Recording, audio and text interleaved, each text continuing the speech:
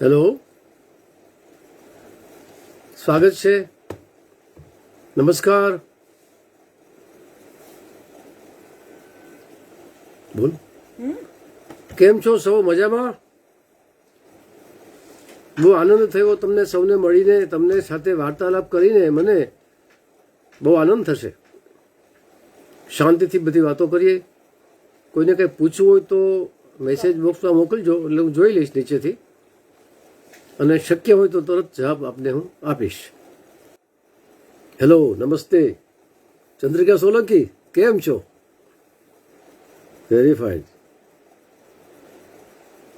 ચાલુ કરો. હવે કોઈ પ્રશ્ન મને પૂછવાનું નથી, એટલે મને એમ કહેવામાં આવ્યું છે કે મારે મારી વાત શરૂ કરી દેવી. હું એક સાહિત્યકાર તરીકે, लेखक तरीके, मैं एक साहित्यकार की हैसियत से आपके सामने आज पेश हो रहा हूँ. हिंदी में इसलिए बोलता हूँ कि व्यापक श्रोतागण के पास मेरी बात पहुंचे और वो सुन सके, क्योंकि मेरी मातृभाषा तो गुजराती है, मैं थोड़ा बहुत हिंदी जान लेता हूँ, क्योंकि फिल्मों की वजह से टीवी की वह माध्यम से बोलना जरा सुलभ हो गया है. मेरी आयु आज 84 साल की है. मेरा जन्म सौराष्ट्र में जेतपुर शहर में, राजकोट जिले के जेतपुर शहर में 6 जुलाई 1938 को हुआ. मेरा 84 चल रहा है, और भगवान की कृपा हो तो 85 में भी आऊँगा, तब भी आपसे मिलूंगा. 100 साल के बाद भी आपको मिल सकता हूँ. अगर आप, मैं जिंदा हूं तो आप तो सब रहेंगे. तो मैं एक साहित्यकार की हैसियत के यहां पर बोल रहा हूं. आपको शायद जिज्ञासा होगी कि ये आदमी कॉमर्स ग्रेजुएट होने के बजाय भी लेखक कैसे बना. ये मेरी कहानी भी एक नोवेल से कम नहीं, क्योंकि मैंने जब शालेय शिक्षण शुरू किया, वो जमाना बहुत पुराना था. मेरे पिताजी अफसर थे गवर्नमेंट में, ब्रिटिश गवर्नमेंट ने, मगर प्राथमिक सुविधाएं पढ़ने की काफी मुझे मिली. मगर मेरी माताजी को पढ़ने का बहुत शौक था. बड़े बड़े साहित्यकारों की पुस्तकें हमारे घर में तितर बितर कहीं पड़ी हुई दिखती थी. यहां तक मेरी माता जी के सिरहाने पर भी पुस्तकें होती थी. मुझे याद है खासतर झवेरचंद मेघाणी, गुणवंतराय आचार्य और भी कई लोग, और भी कुछ ऐसे लोग थे जो मेरी माताजी पढ़ती थी. मैं कुतूहल बस सब देखता था. थोड़ा बहुत बड़ा हुआ तो मेरे पिताजी ने मेरे इस शो को बहुत सराहा, तो उन्होंने मेरे लिए बाल साहित्य की पुस्तकें सुलभ करवाई. प्रारंभ में हम छोटे मोटे गांव में थे. मेरे पिताजी की नौकरी की वजह से गोपाल ग्राम, जिसका नाम पहले ढसा था, चरखा नियर बाबरा, इस जगह थे हम, और बाद में जेतपुर में आके स्थिर हो गए 1948 से. तो गुजरात के अच्छे अच्छे मैगजीन बाल साहित्य के, बाल मित्र, बाल जीवन, रबकड़ू, जगमग, ऐसे अच्छे मैगजीन मेरे घर में आते थे.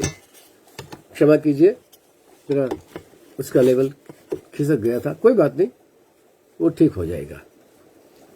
तो ऐसे मैगजीन आते थे और मैं पढ़ता था बड़े चाव से.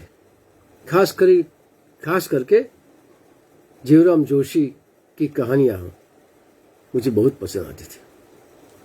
मुझे क्राइम में कम रस था. ज्यादा रस मुझे बच्चों की जो मनोरंजक होता है साहित्य, उसमें था. तो थोड़ा बड़े होने पर स्कूल में गया, तो स्कूल में छोटे मोटे साहित्य कार्यक्रम होते थे, क्योंकि वो टाइम पे तो इतने मैगजीन थे नहीं, 80 साल पहले के 75 साल पहले तो हस्तलिखित मैगजीन निकला करती थी। तो हमारे स्कूल, जब मैं मिडिल स्कूल में आया और बाद में हाई स्कूल में आया, तब मैगजीन पढ़ने के लिए जाना पड़ता था हमको लाइब्रेरी में, दूर, घर से दूर। तो मैं और मेरे बड़े भाई, उनको भी थोड़ा बहुत साहित्य का शौक था, तो मुझे ले जाते थे लाइब्रेरी में। और स्कूल में भी हस्तलिखित मैगजीन जो हाथ से लिखे जाते हैं, ये मैगजीन में मैं लिखता। और कभी इतना जरा मैं उस जमाने में स्कूल में मैं पहचाना जाना लगा कि ये लड़का साहित्य का शौकीन है। तो हस्तलिखित मैगजीन के संपादन मुझे देते थे। हम 3-4 लोग उसके संपादक मंडल में थे और हमारा को एजुकेशन था। बहनें भी थी, हम लड़के भी थे, तो साथ मिलकर हम करते थे और मेरा काम उसका चयन करना था। वो टाइम पे एक घटना ऐसी घटी जिसने मुझे साहित्य के क्षेत्र में आने के लिए प्रेरित किया। उस जमाने में क्या था, 6 monthly examination, 9 monthly examination, 3 monthly examination लेते थे।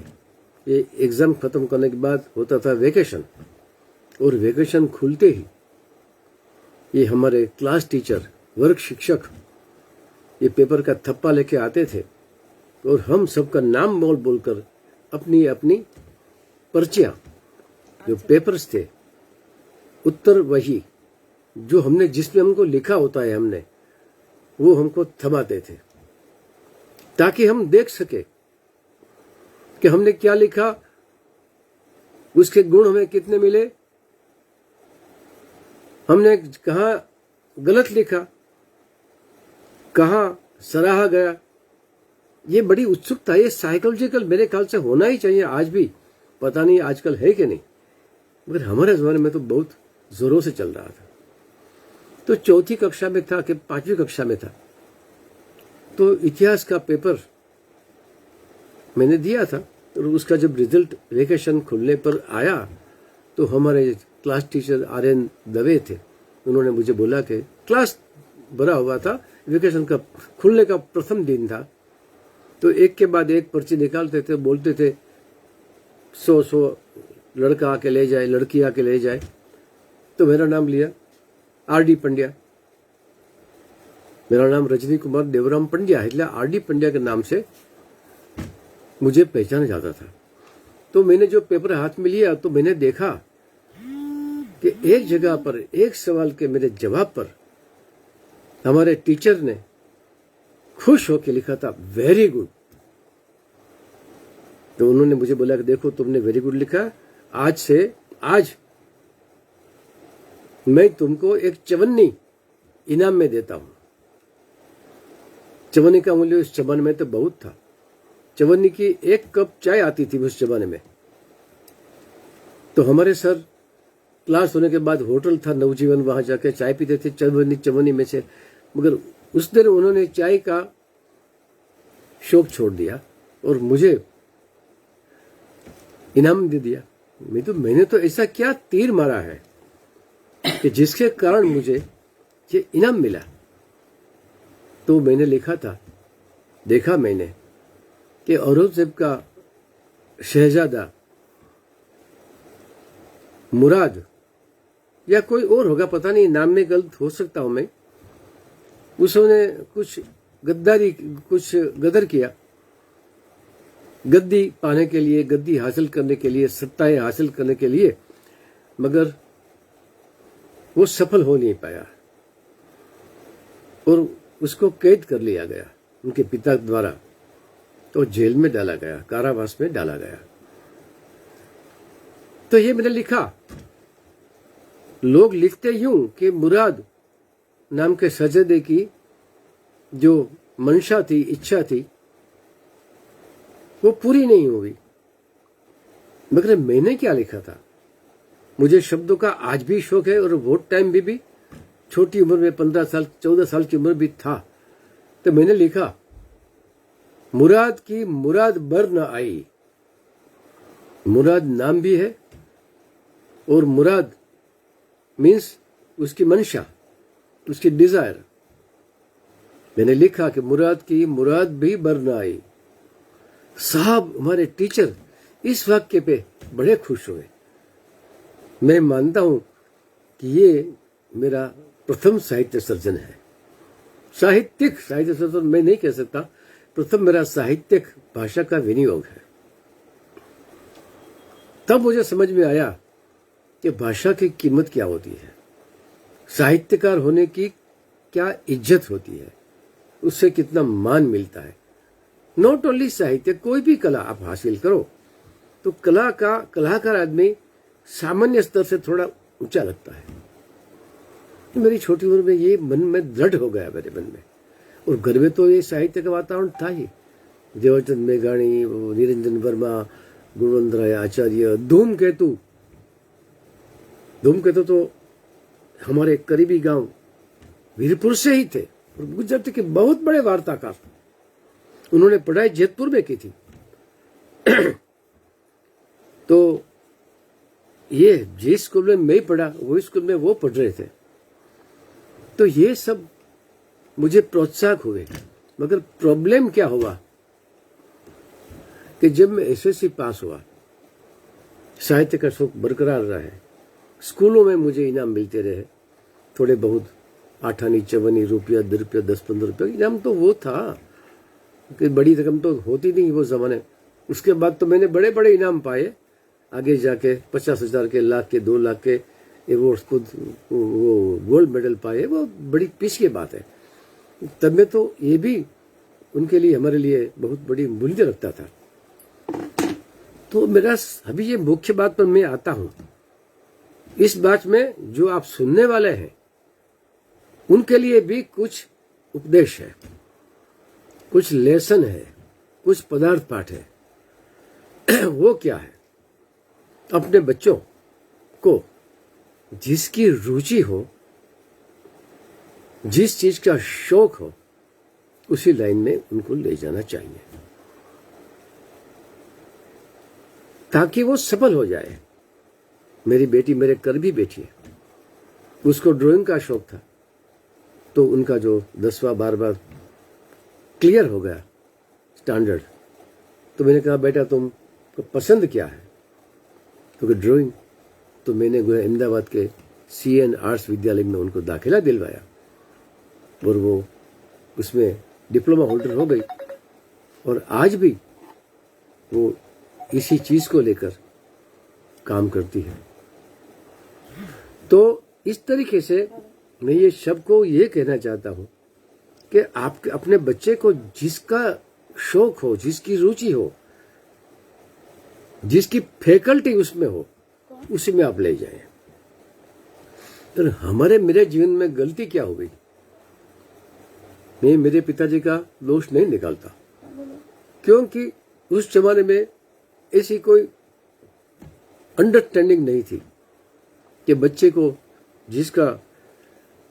जिसकी रुचि हो उसमें ले जाना चाहिए। तो वो टाइम पे क्या मकसद था पढ़ने का? एक ही मकसद था, नौकरी मिले।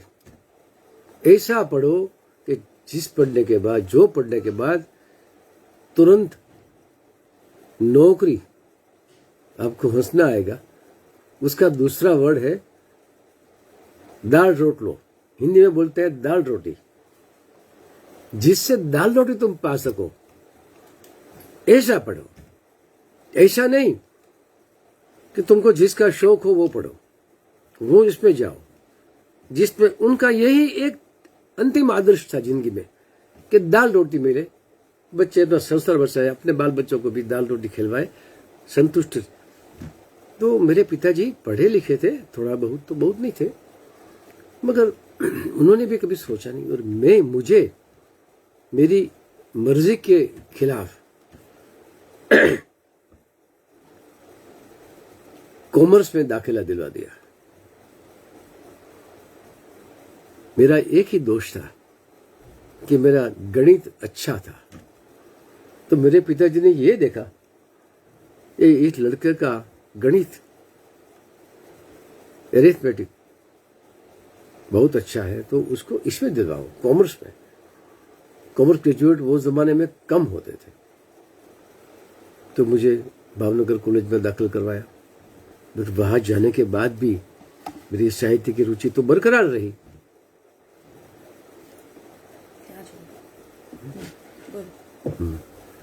तो वहां पर भी मैं भीत पत्र और मैगजीन में हिस्सा ले रहा था।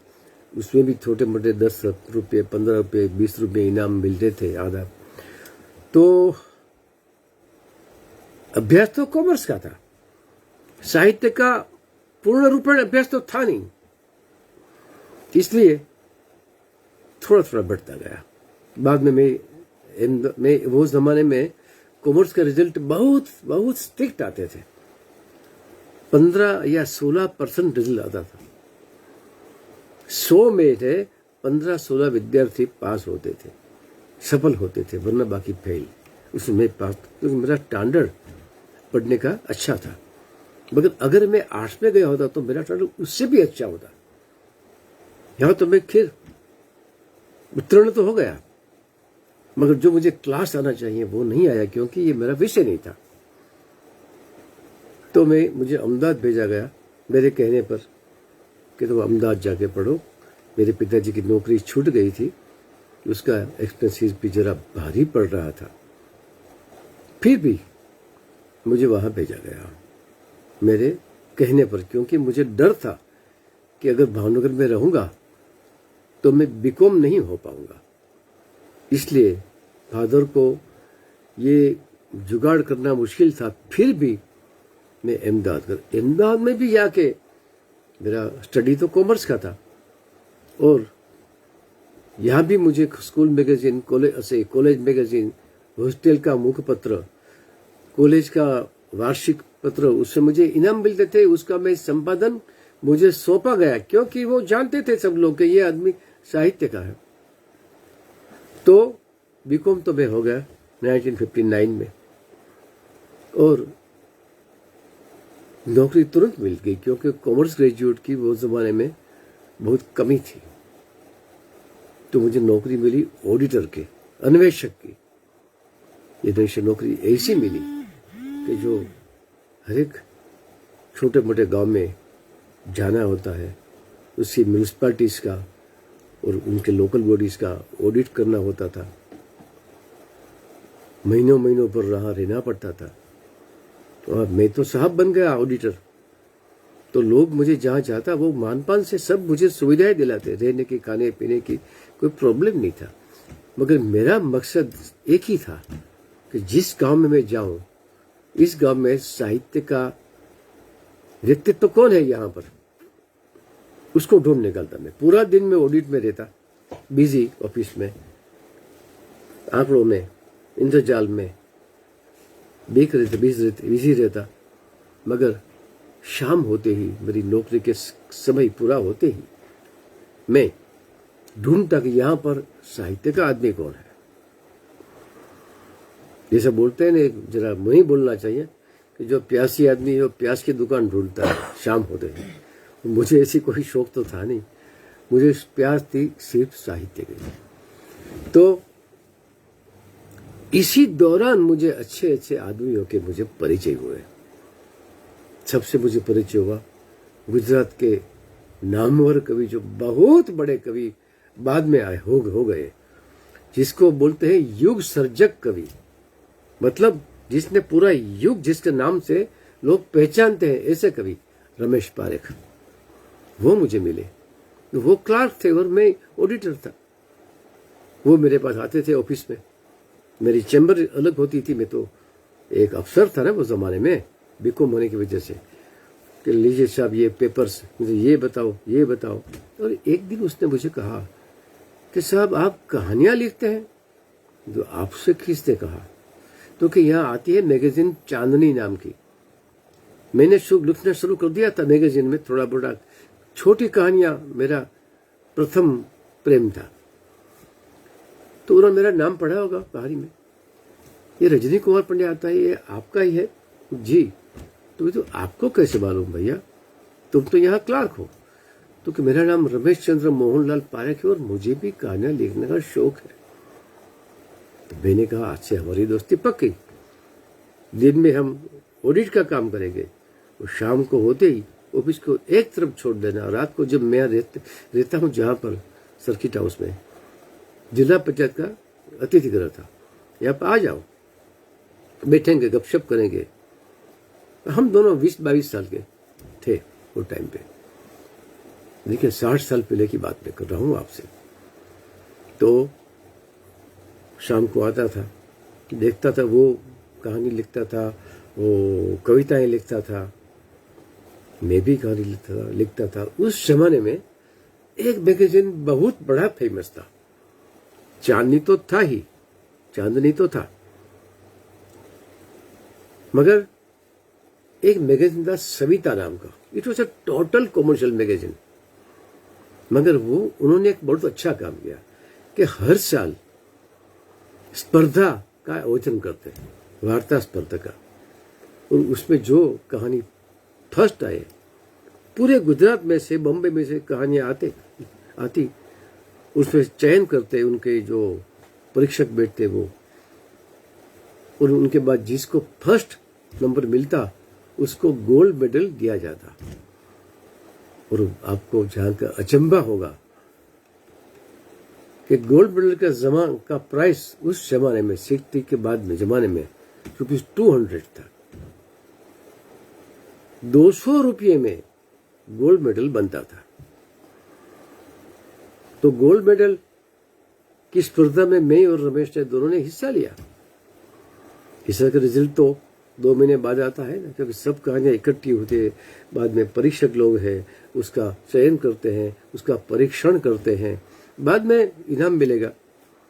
तो मेरा तो, हम दोनों साथ लिखते, साथ गाते, साथ मौज करते, 22-23 साल के लड़के थे हम तो मैंने कहानी भेज दी, उन्होंने भी कहानी भेज दी। और बाद में मैं तो दूसरे गांव चला गया, मेरा ऑडिट का जो कैंप था, मुकाम था, वो कहीं और था, मैं चला गया। रिजल्ट आया तो उसका रिजल्ट मैगजीन में छपता है। सविता नाम का मैगजीन था, मंथली, उसमें फ्रंट पेज पर वार्ता की स्पर्धा होती है, उसका रिजल्ट छपता है 2-3 इश्यू के बाद। तो छपा तो मुझे गोल्ड मेडल मिला। रमेश की वार्ता तो कुछ इनाम ही नहीं मिला, लास्ट इनाम भी उनको नहीं मिला। उन्होंने मुझे खत लिखा कि हमारी रात की जो मेहनत थी, जाग के देर तक जाग के जो हमने किया, उसका तपश्चर्या आपको सफल हुई, मैं फेल हो गया। ये तो एक स्पोर्ट्समैन स्पिरिट था। ऐसे तो मुझे 2 दफा मिले गोल्ड मेडल। और रमेश को मैंने कहा कि रमेश, मुझे लगता है कि तुम्हारी विधा कविता की है, तो कविता लिखते हो, उसमें तुम्हारा नाम अच्छा हो जाएगा। और मेरी विधा कविता की नहीं है, मैं कविता के भावक हूँ, कविता पढ़ता हूँ, कविता मुझे पसंद आती है, मगर आप जो कविता तुम करते हो वो वार्ता छोड़ दो, कविता लिखो। उसके बाद तो बहुत लंबी कहानी है, टाइम भी हमारे पास कम पड़ेगा। तो वो कविता में चला गया। उसके दोस्त थे, मेरे दोस्त अनिल जोशी, गुजराती के अच्छे, हमारी उम्र के थे, कवि थे, उनका मैंने परिचय करवाया। और रमेश पारेख इतना बड़ा नाम हो गया, क्या आप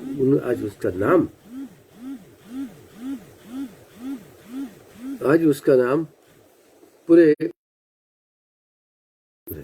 गुजरात के बाहर भी उनके काव्य पर से गीतें बनते हैं, गीत नाटिकाएं बनती है। बहुत अफसोस है कि उनका 2006 की साल में अवसान हो गया। हमारे पास वो पुराने फोटो है उस जमाने के, जब हम 22 साल के थे, 20 साल के थे, मगर इतने बड़े कवि बने। मैं वार्ता के मार्ग पर आगे बढ़ता गया, मगर मेरी एक मर्यादा थी कि मैं नौकरी करता था आंकड़ों की, तो गाना है ना कि फिल्म में आंकड़े का धंधा, वो तो सट्टा बाजार का गाना है, सट्टे के बारे में है। मगर आंकड़े का धंधा, एक दिन तेजी 100 दिन मंदा, चाहे छोड़ जे काम, ऐसा कुछ शब्द है उसके। ये जोरी वर्ग के ऊपर फिल्मा गया है और रफी साहब ने गाया है। तो मुझे हमेशा एक घुटन महसूस होती थी कि मैं साहित्य का आदमी हूं और इस नौकरी में पड़ा हूं, तो मुझे एमए करना चाहिए। अगर एमए करूंगा तो मैं अध्यापक की नौकरी कर सकता हूं। एमए के लिए तो एमए करना चाहिए, बनने के लिए बीकॉम नहीं चलेगा। तो मैंने ये नौकरी छोड़ के राजकोट में एक छोटी नौकरी ले ली, बैंक की नौकरी, कोऑपरेटिव बैंक की। और इस दरमियान मुझे बताना मैं जरूरी नहीं समझता, मगर जस्ट फॉर द रेफरेंस एक बात बताऊं, मेरी पहली शादी जो हुई 60 के आसपास, वो एक निर्दोष मगर मेंटली अपसेट लड़की थी। तो मेरा डिवोर्स का केस चल रहा था, मैं बहुत परेशान थे अंदर से। उसके कोर्ट केस वो चलता था, मुझे डिवोर्स चाहिए था, वो नहीं दे रहे थे। उनके पिता बड़े लालची थे। ये कहानी कहने की यहाँ पर जगह नहीं है, मैं सिर्फ आपको झलक देता हूँ। मैं बहुत परेशान भी था। मेरी जवानी के कीमती साल उसमें बर्बाद हो गए और साहित्य का मेरा सर्जन इसी कारण मंद पड़ता गया। तो ना मुझे मिलना चाहिए था, जो इज्जत, जो मूल्य मुझे मिलना चाहिए था, वो मुझे नहीं मिला। ऐसे मुझे हाँ इनाम मुझे मिलते थे, गोल्ड मेडल मिलते थे, सब मिलते थे, मगर I was not recognised as a story writer. अच्छी कहानी मेरी आती, मगर क्या लिखूं मैं, इतना बड़ा बिजी था, ऑफिस में था, कोऑपरेटिव बैंक में था, प्लस मेरे कोर्ट कचहरी के चक्कर, मेरे पिताजी का अवसान हो गया, मैं अकेला हो गया इस संसार में, कोई मेरे साथ नहीं था। उसमें मेरी पहचान एक अच्छे घर की लड़की से हुई, उसका नाम था तरु।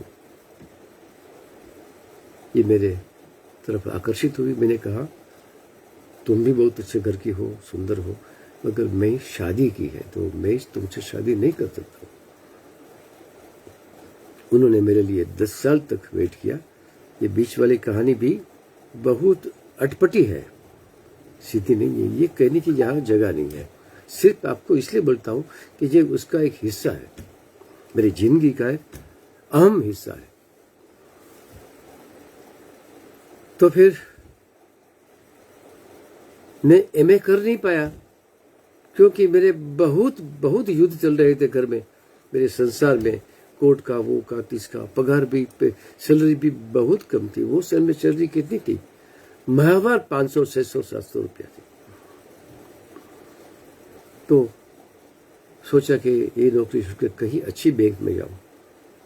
तो एक बात समझ लीजिए इस ध्यान से कि मेरे नसीब में तो यही लिखा था, नौकरी बैंक के करने का। मैं अध्यापक करने की मेरी इच्छा थी, कामना थी, वो बर न हो पाई कभी भी। इसलिए जो मेरा स्थान बनना चाहिए शक्ति होते हुए भी वो बन नहीं पाया। बाद में विजया बैंक में मैनेजर बना मैं, ये अच्छी खासी हुई।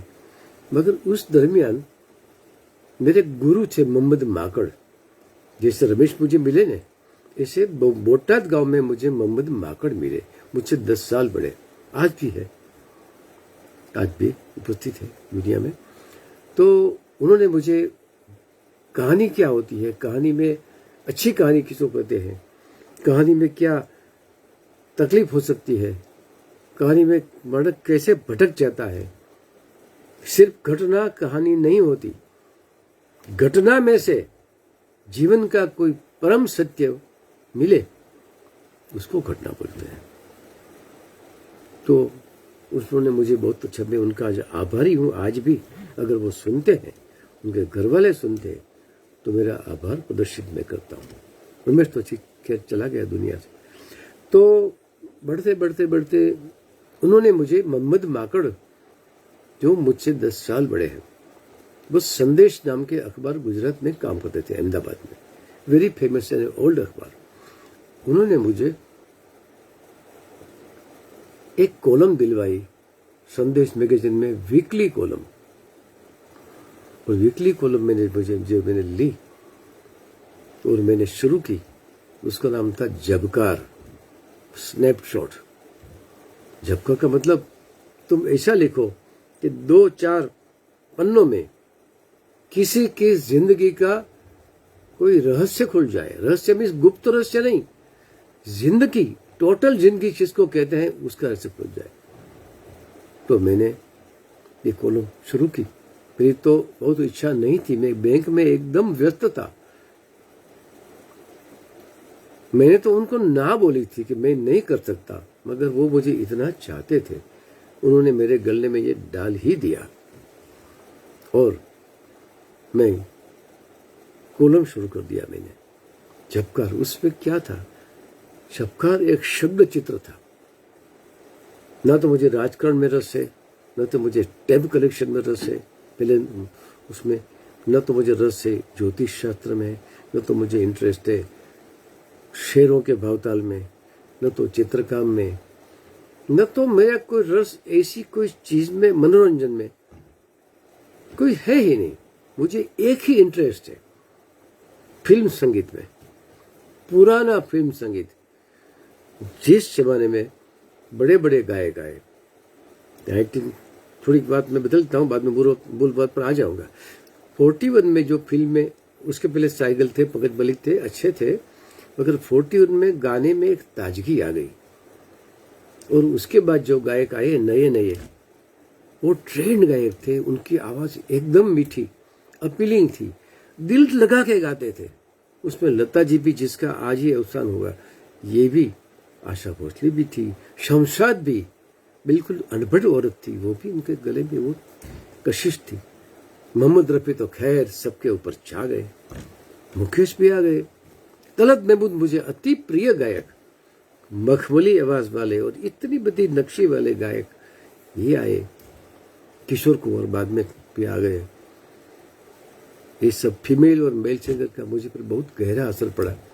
उसकी भी नोट करता गया, उसको फॉलो करता गया। अगर मैं लेखक न बनता और अगर मुझे तालीम मिली होती तो मैं गायक बनता।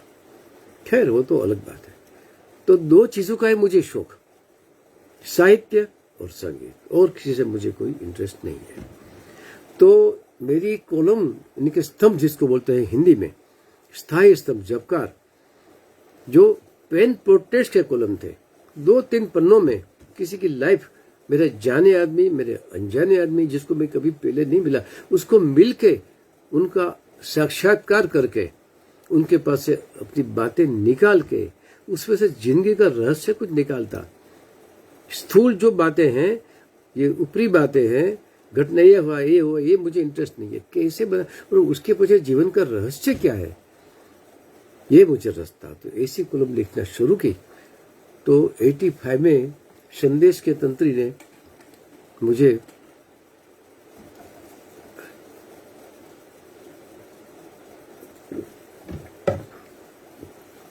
निमंत्रण दिया एक नोवेल लिखने का। ये नोवेल मैंने लिखी, कोई पूछे तो केचो। ये भी सत्य घटना पर आधारित थी। सत्य घटना मुझे कहां से मिलती है ये आप पूछेंगे।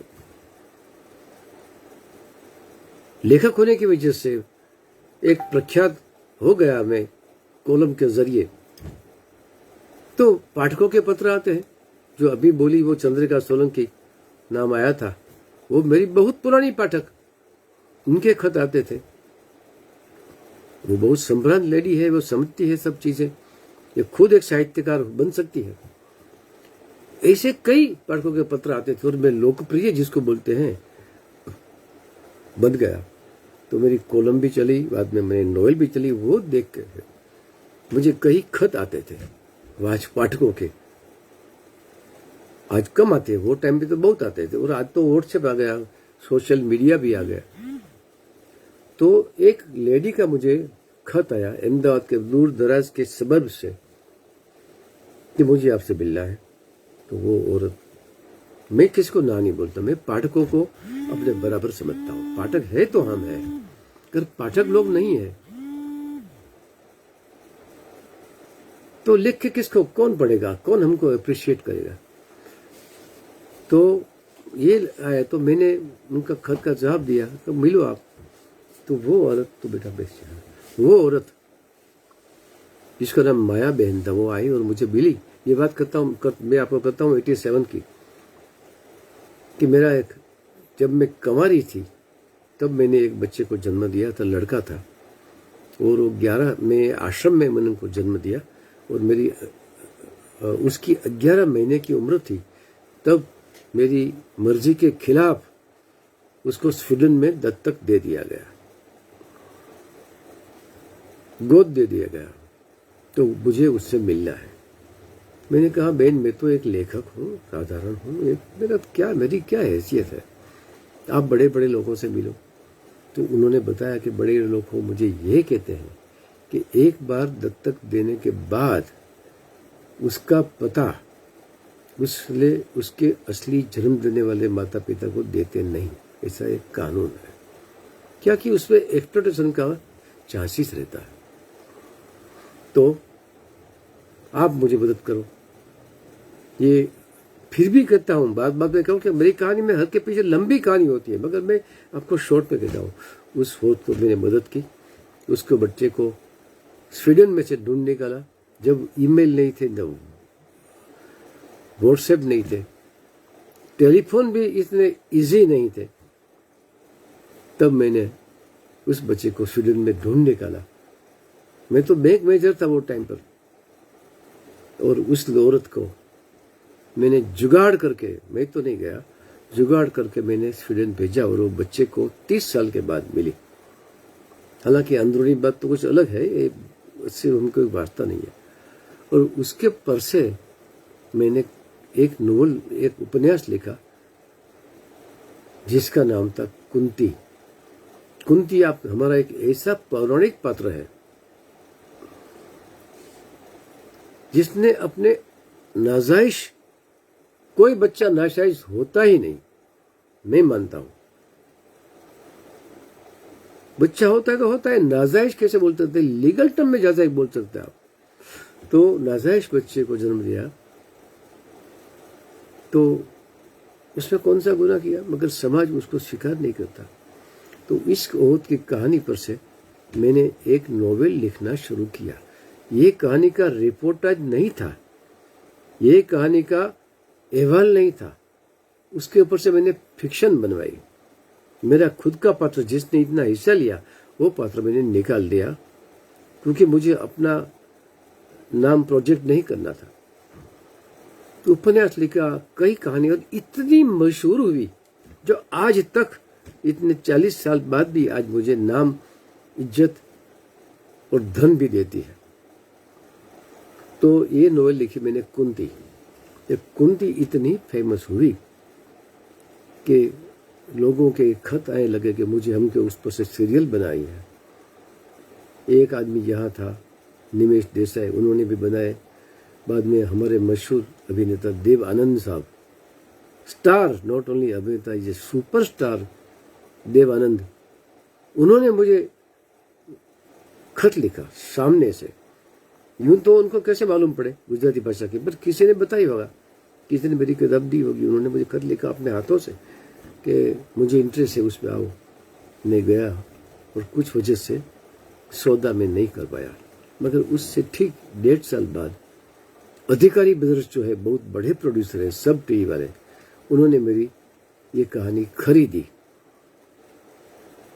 और आज भी 5 लाख बड़ी कीमत रखते हैं, वो टाइम में भी 5 लाख उन्होंने मुझे दिया।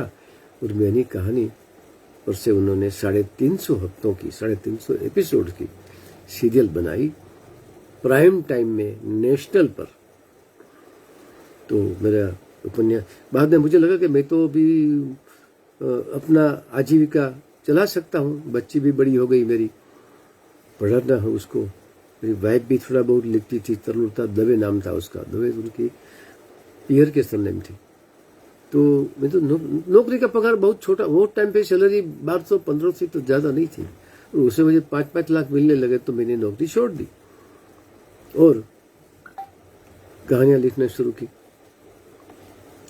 उसके बाद 93 में एक कुंती में बताऊं आपको, जो मैंने कुंती लिखी उपन्यास, उसको साहित्य एकेडमी का, गुजरात साहित्य अकादमी का श्रेष्ठ नोवेल का अवार्ड मिला।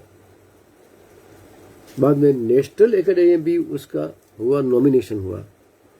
उसके ऊपर से रेडियो पर भी कहानियां आई, उसकी 7 एडिशन हुई, और इसके ऊपर से अभी पिछले महीने ऑडियो बुक भी बनी। स्टोरी टेल में एक कंपनी है, स्वीडिश कंपनी, उन्होंने मुझे अच्छे खासी रकम देके राइट लिए मेरे पास से। और उसके बाद एक अच्छी घटना ऐसी बनी कि मुझे अमेरिका में बसते हुए एक गुजराती, मूल गुजराती का एक पटेल परिवार, उन्होंने मुझे ढूंढ निकाला। वो मुझे मिले अहमदाबाद में। उन्होंने कहा कि आपको अमेरिका मेरे खर्चे पर आना होगा और वहां आके तो प्रॉब्लम क्या है, व्हाट इज द प्रॉब्लम। तो उन्होंने कहा कि मेरे बेटे और बेटी के पुत्रवधू के साथ बीच मनमुटाव हो गया, और उसका कारण भी सामान्य नहीं है। अमेरिका में लोग जाते हैं, बाद में वीजा और कई प्रश्न के इर्द गिर्द ये समस्याएं यहाँ जन्म लेती हैं। तो मेरी पत्नी दुष्चरित्र थी, मेरे बेटे की पत्नी, डिवोर्स हो गया। अभी 2 बच्चे हैं उनके, एक लड़का है एक लड़की, और बच्चे की कस्टडी तो माँ के पास होती है। शिकागो में ही रहती है वो, और हमारे यहाँ हर रविवार को बच्चे को लाना होता है। हम देख के उनके खुश होते हैं, उनको खिलाते हैं पिलाते हैं, शॉपिंग करवाते हैं, उसको लाड प्यार लाड दुलार करते हैं। मगर 2 बच्चे 2 घरों के बीच शटल कोक, जानते हैं शटल कोक मतलब तो आप जानते होंगे, 2 दूर के बीच यहाँ से और यहाँ से, या कोई लगाए ठेस तो यहाँ आ जाए, कोई यहाँ लगाए तो यहाँ आ जाए, शटल कोक हो गया। तो उसके ऊपर लिखे कहानी, और मेरा पक्ष मत लीजिए, आप आए हमारे साथ रहे, हमारे बच्चों के साथ भी जब आए तब रहे, उनको छोड़ने के लिए भी हमारे साथ आए, जब आए तब लेने के लिए भी आप हमारे साथ आए। उनका वेदना है, हमारी वेदना है, हमारी पीड़ा है, वो आप आत्मसात कीजिए। इतना ही नहीं, मैं आपको अमेरिका भी ले जाऊंगा, अमेरिका ले जाऊंगा और पूरा अमेरिका घुमाऊंगा आपको। क्यों, मैं तो अमेरिका क्यों मुझे घुमा रहे हैं, मुझे तो पसंद आएगा। ये तो अनफॉर्चुनेट बात है। तो कि नहीं, इसलिए कि आप अगर अमेरिका में घूमेंगे तो आपको पता चलेगा कि गुजराती लोग जो वहां आते हैं वो कितने ब्लैंक स्लेट होती है, बाद में आके कितने बदल जाते हैं, क्या क्या संस्कार ग्रहण करते हैं, कैसे क्या बोलते हैं, कैसे बदल जाते हैं, और वीजा और सिटीजनशिप के लिए कितने कितने खेल करते हैं, वो आप देखें। और मेरा पक्ष मत लीजिए, जो आपको दिखे वो लिखिए। इसलिए आपको अमेरिका घूमना जरूरी है, और मेरे खर्चे पर आप घूमिए, आपको एक पैसा भी, मैं आपको कनाडा भी ले जाऊंगा। और रियली इस आदमी जिसका अभी मई महीने में डेथ हुआ कोरोना में, ये बात तो मैं करता हूँ 93 की, ले गया मैं अमेरिका 4 महीना रहा, घूमा, बच्चों के साथ भी खेला। बेचारे कोमल निर्दोष बच्चे थे। मैं लिखता था तब वो मेरे पास आके मेरी कलम छीन लेते थे, बात करते थे। उनको क्या मालूम कि मैं इनकी ही कहानी लिख रहा हूँ। और ये कहानी जब मैंने लिखी, उसका नाम पुष्पदाह। आप तो सब पढ़े लिखे जानते हैं कि पुष्प मीन्स फूल, दाह मीन्स बर्न। फूल के ऊपर शोले गिरते हैं, शोले तो गिरते हैं हमारे हाथ पर, दाह हम झुलस जाते हैं, मगर फूल के ऊपर गिलते हैं शोरे। तो नाम रखा मैंने पुष्पदा। और ये कहानी भी इतनी फेमस हुई। ये किताब का नाम है पुष्पदाह, जिसको अपने अमेरिका स्टैच्यू ऑफ लिबर्टी का भी चित्र है। ये अमेरिका में रहकर मैंने लिखी 4 महीना 5 महीना। बाद में मेरे बहुत पाठक थे, चित्रलेखा मैंने लिखना शुरू किया था और मेरी कुंती बहुत फेमस हो गई थी। तो मेरे पाठकों ने कहा कि आप फिर अमेरिका आओ, आपके परिवार में कौन कौन है? मैंने कहा मेरे वाइफ है, मेरी लेखिका है और मेरी बच्ची है 12-15 साल की। तो कि बच्ची और वाइफ को दोनों को लेके आई और खर्चा हम देंगे। तो सेकंड टाइम में 96 में गया और तब तक मेरी पुस्तक तैयार हो गई थी और पुस्तक का रिलीज फंक्शन मैंने अमेरिका में किया। उसके ऊपर से भी आज सीरियल बन रही है, सुशीला भाटिया जी बना रही है, या तो OTT में बनाएंगे ये भी। तो ये जो पुष्पदा वाली बात है और कुंती वाली, दोनों चीजें नॉर्मल उपन्यास नहीं है। लोग लिखते हैं, पब्लिश करते हैं, उनको सराहना मिलती है, पैसे मिलते हैं, कहानियां से फिल्म भी बनती है।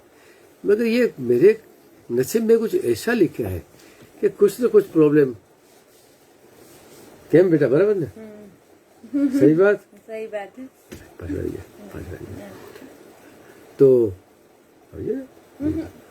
तो ऐसा आता है। तो कुछ ना कुछ मेरे लिखा है, मेरी किस्मत में ऐसा कुछ। एनीवे, तो ये भी मेरी बहुत कहानी है। बाद में जो मैंने जो लिखा था पेन पोर्ट्रेट्स, नहीं कॉलम तो चल ही रही थी, उसमें मेरे आते थे पेन पोर्ट्रेट्स, शब्द चित्र, जीवन चित्र। वो बहुत फेमस हुए क्योंकि उसमें कहानी का एलिमेंट था। वो सिर्फ सरफेस वाली बात नहीं थी। मैं बड़े बड़े कलाकारों के लिखे, सब लिखे। तो उसके जो बनाए मैंने पेन पोर्ट्रेट्स, वो पेन पोर्ट्रेट से का भी बहुत बड़ा कलेक्शन बना। आज तक मेरी 70 किताबें पब्लिश हो चुकी।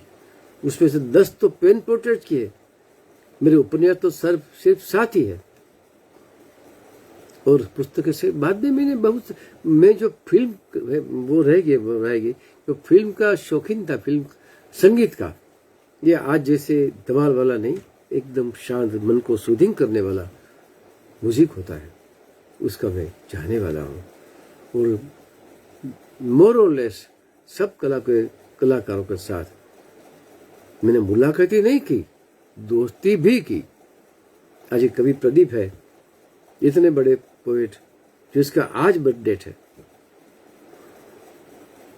उनके परिवार से मेरा वास्ता बढ़ गया। पुलिस उनको तो गुजरे हुए बहुत साल हो गए, फिर भी उनकी बेटी मेरी बेटी से बात करती है, मुझसे बात करती है, संबंध जारी है। ये भी तलत महमूद, बहुत बड़ा नाम एक जमाने में, और अलग टाइप की आवाज, अगर सुने तो दिल के अंदर बैठ जाए, इतनी नजाकत। उनके साथ मैंने संबंध बनाए, उनके घर जाना होना, बैठना होना, खाना पीना। इस दरमियान फेमस सिंगर, नॉन फिल्मी सिंगर जगमोहन जी, जगमोहन सूरसागर जिसको बोलते हैं, वो मेरे घर रहे, मेरे साथ 2-2.5 साल तक। मेरे पिता की तरह मैंने उनको घर में रखा, संभाला। वो तो उनका तो डेथ हो गई अभी तो। बाद में शमशाद बेगम इतनी बड़ी गायक, तो शमशाद बेगम के साथ भी संबंध बढ़ाए, उनके साथ भी बात थी। मुबारक बेगम, कलाकारों, बेगम पारा, श्यामा, कामिनी कौशल से मेरे पर्सनल रिलेशन आज भी है। वो मुझसे तो 5-7 साल बड़ी है। एक जमाने की बहुत बड़ी हीरोइन, बहुत नंबर 1 कामिनी कौशल। हमने शादी की और उनके बाल बचे में फिल्म बनाते हैं। तो ये भी मेरा एक दूसरा पहलू है। मुझे गाने का बहुत शौक है, मगर मुझे ट्रेनिंग नहीं मिली, इसे मैं गाना पसंद नहीं करता पब्लिक में, क्योंकि मेरे पास आवाज होगी।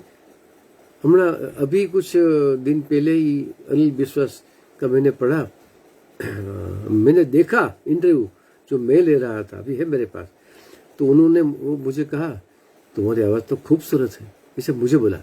ऐसे कल्याण जी भाई, ये मेरे दोस्त है, आनंद जी, बहुत से लोगों ने कहा आवाज, तो आवाज से क्या होता है? ट्रेनिंग चाहिए, रियाज चाहिए, फुल फ्लैश अटेंशन चाहिए। तो मैंने एक लेख लिखा था, ये न थी हमारी किस्मत, तो गालिब का शेर है, ये न थी हमारी किस्मत के विशाल यार होता, विशाल એટલે मिलन, ये न थी हमारी किस्मत के विशाल यार होता, अगर और जीते रहते यही इंतजार होता। હું જીવી ગયો તો હજી તો આ જ હોત, परिणाम यही होता। मेरा जो तय है विधि तो यही था कि मैं राह देखता ही रहता, मुझे मिलन तो कभी होता ही नहीं। तो मैंने लिखा है मेरा आर्टिकल में, ये न थी हमारी किस्मत। मैं गायक बन सकता था, नहीं बना। नौकरी अध्यापक बनना चाहता था, नहीं बन सका। मैं पहले नास्तिक था, अभी मैं समझ गया हूं नास्तिक होना बहुत बड़ी भूल है।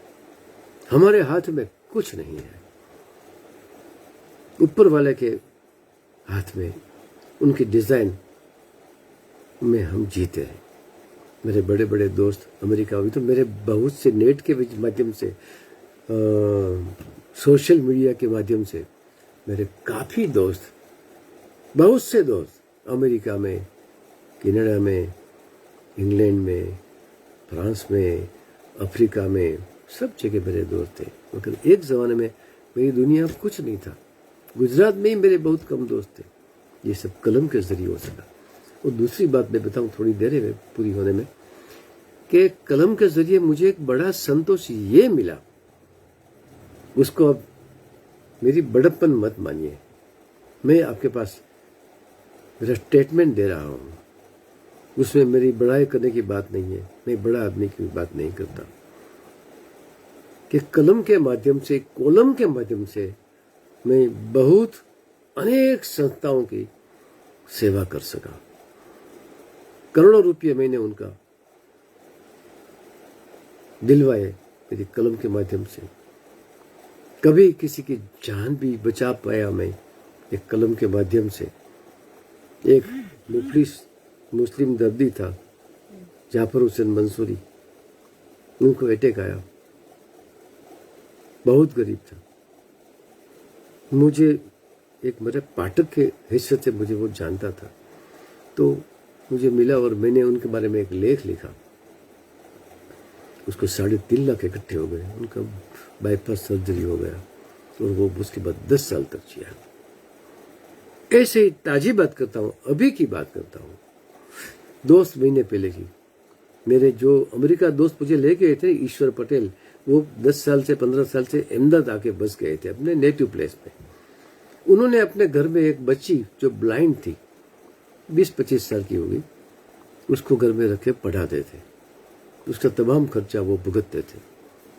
मगर जब उनकी डेथ हो गई कोरोना में, तो वो जो लड़की थी जो यहाँ रहकर पढ़ती थी, उसका मुझे फोन आया कि दादा मैं तो बेआसरा हो गई,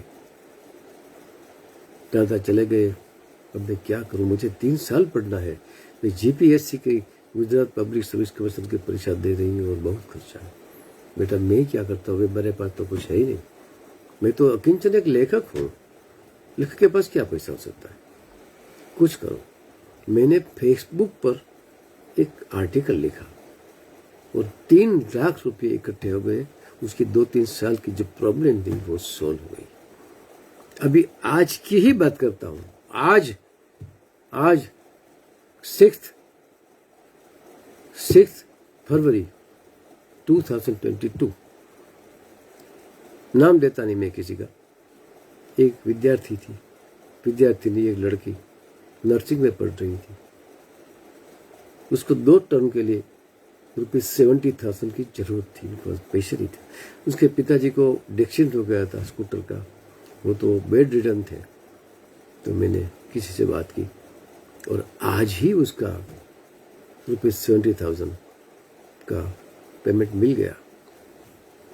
मैं ये कहना चाहता हूँ, कलम सिर्फ मनोरंजन के लिए नहीं है, मैं ही मानता हूँ, आई डोंट नो दूसरा क्या मानते हैं, सिर्फ कलम सिर्फ मनोरंजन के लिए, सिर्फ पेट के लिए, कमाने के लिए नहीं है, वो तो करना पड़ता है, लेकिन कुछ भलाई के कामों के लिए भी कलम का इस्तेमाल किया जाए।